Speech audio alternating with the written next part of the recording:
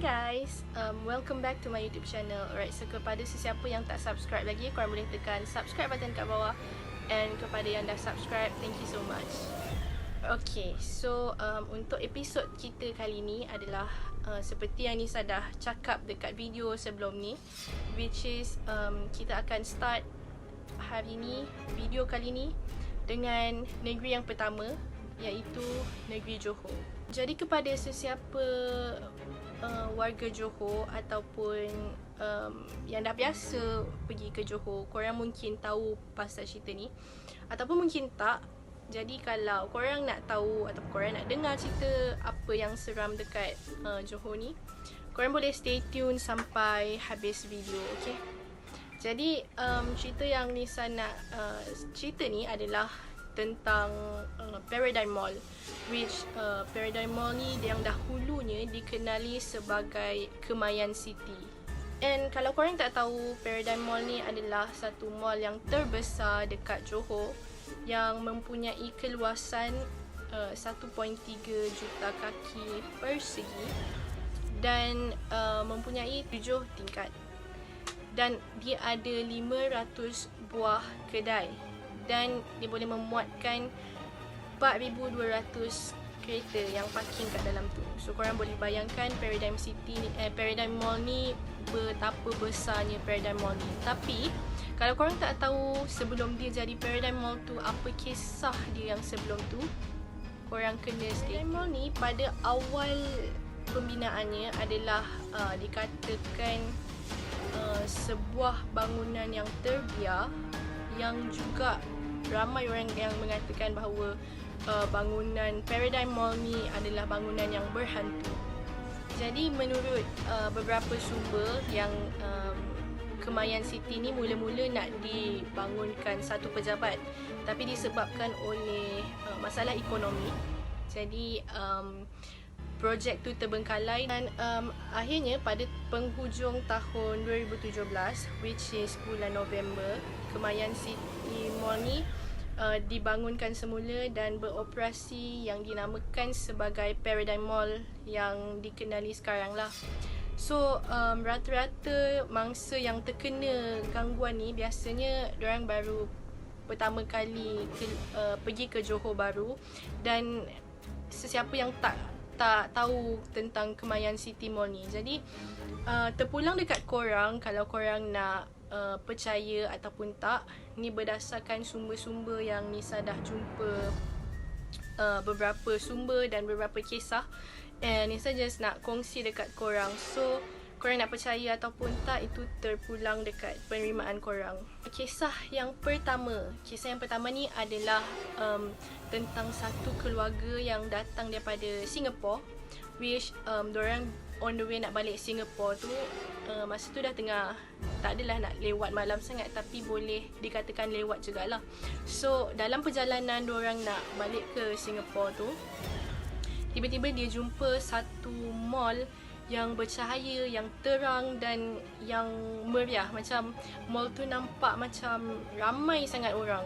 Jadi diorang pun decide untuk singgah ke mall tu dan belilah beberapa barang apa semua untuk diorang nak bawa balik. Jadi selepas diorang dah beli barang, dah singgah dekat tempat tu, dekat mall tu lah, lepas tu diorang singgah dekat rumah saudara diorang yang berhampiran dengan mall tu.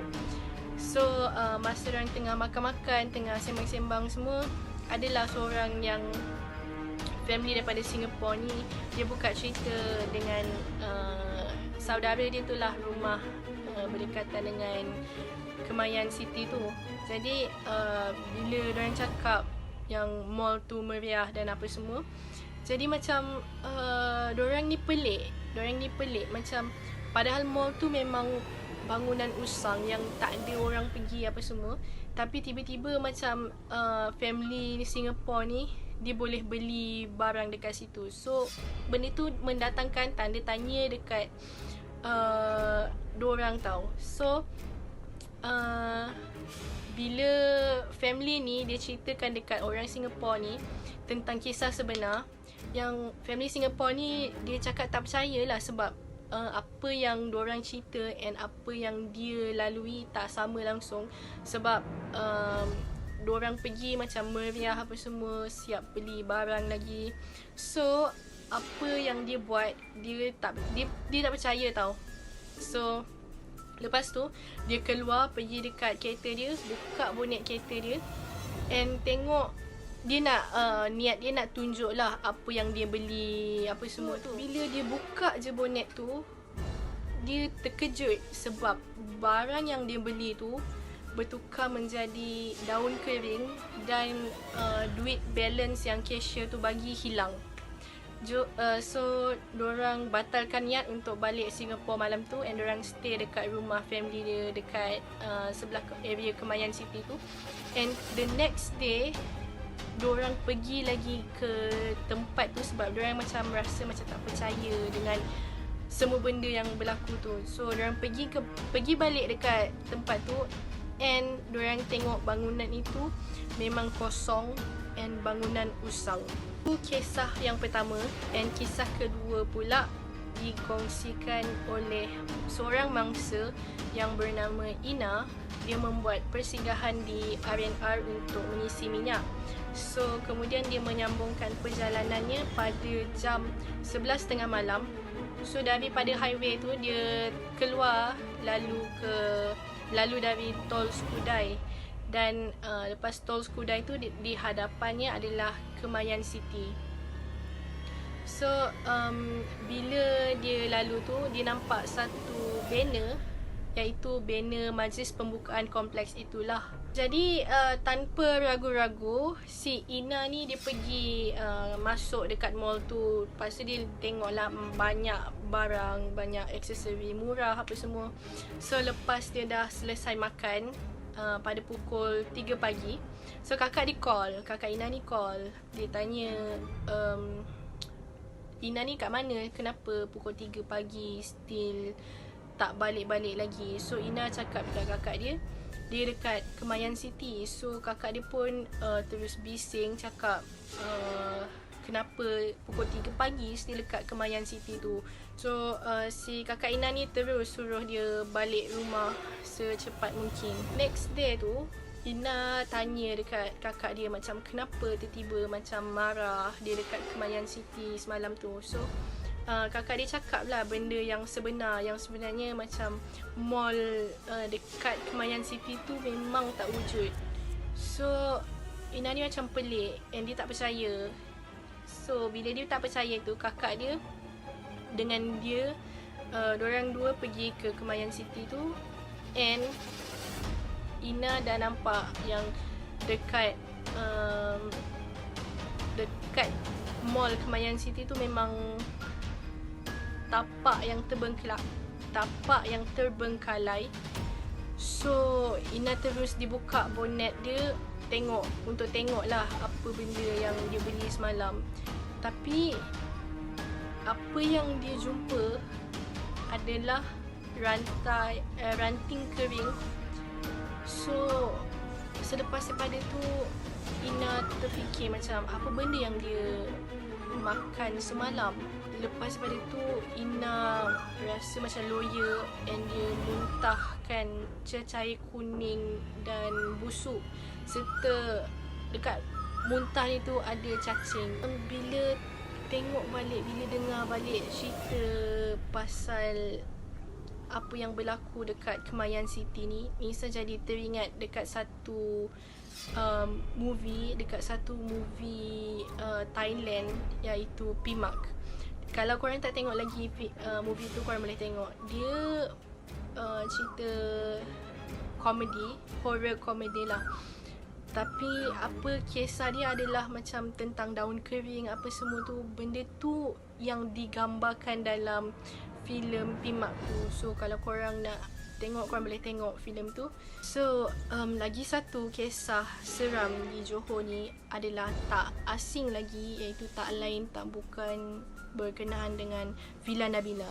Jadi Nisa ada search dekat internet apa sebenarnya kisah, apa sebenarnya yang terjadi dekat Villa Nabila ni apa semua. So apa yang Nisa jumpa adalah Nisa jumpa 6 versi cerita tentang Villa Nabila ni. So versi yang pertama Nisa baca, kata terdapat satu keluarga kaya yang hidup bahagia dekat villa ni, tapi ditakdirkan ibu dan ayah dia meninggal dunia dan anak dia tinggal seorang. Anak dia bernama Nabila bersama orang gaji. So Nabila ni dia lah sebab dia anak seorang, so dia yang akan mewarisi semua harta-harta mak ayah dia.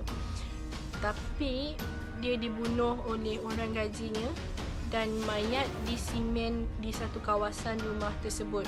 Kisah ni orang kata macam kisah yang paling orang tak percaya sebab tak dinyatakan kenapa orang gaji tu bunuh Nabila dengan kejam.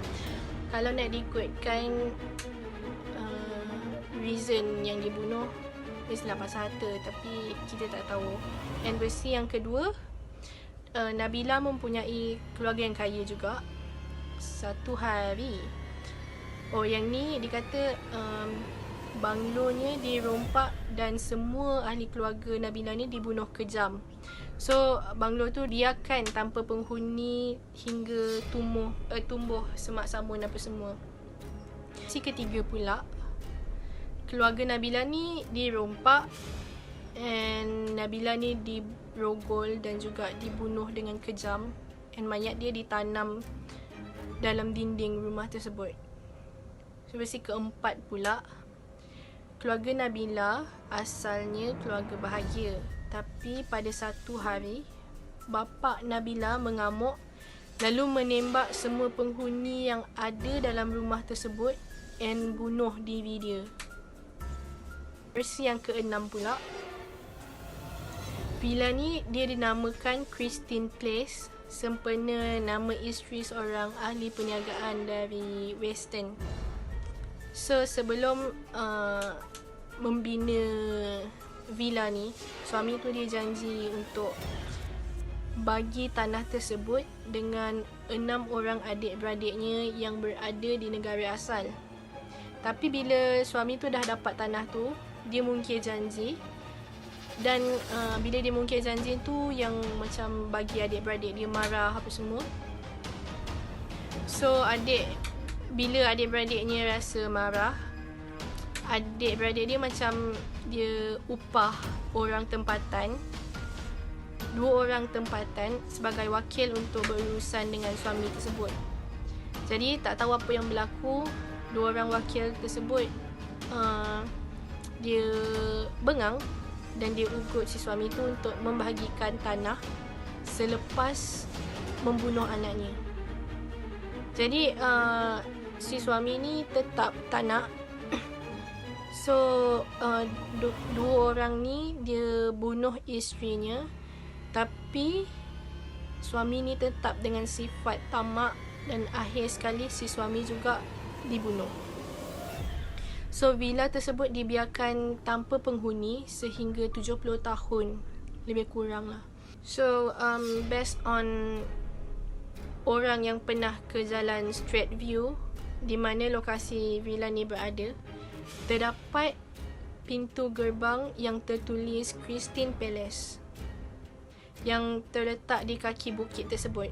So menurut cerita seorang lagi ahli forum, maknya pernah bagi tahu yang villa tu ada dekat situ sejak tahun 60-an lagi. Villa tu sangat cantik dan kemudian sekitar tahun 80-an, villa tersebut jadi tempat yang happening yang sering dikunjungi ramai orang, termasuklah orang luar. Kemudian sekitar tahun 90-an, villa tersebut mula kosong. And start dari situ mula kisah misteri yang diceritakan orang dari mulut ke mulut. Tapi macam biasalah, macam bila dah cerita dari mulut ke mulut ni, ada juga orang tambah itu, tambah ini. Jadi kita pun tak sure betul ke tak ke apa semua. And versi yang keenam, versi ni adalah orang kata versi ni yang paling boleh diterima. Sebab menurut cerita dia, villa ni dulu dimiliki oleh seorang datuk yang berbangsa Cina, tapi atas sebab-sebab tertentu status datuk itu dilucutkan. Kemudian dia tidak lagi menetap di villa tersebut. So villa tu dijadikan tempat untuk percutian dan juga untuk dorang pergi sekali-sekala je lah, bukan untuk dorang tinggal setiap hari. Tapi macam kita pun tak tahu apa cerita sebenar. Memang ada 6 versi, tapi sebetulnya kita tak tahu versi yang mana yang betul ataupun ke-6 versi tu tak betul. So itu sahaja untuk kisah seram kita di negeri Johor. And next episode pula kita akan berpindah ke negeri Kedah.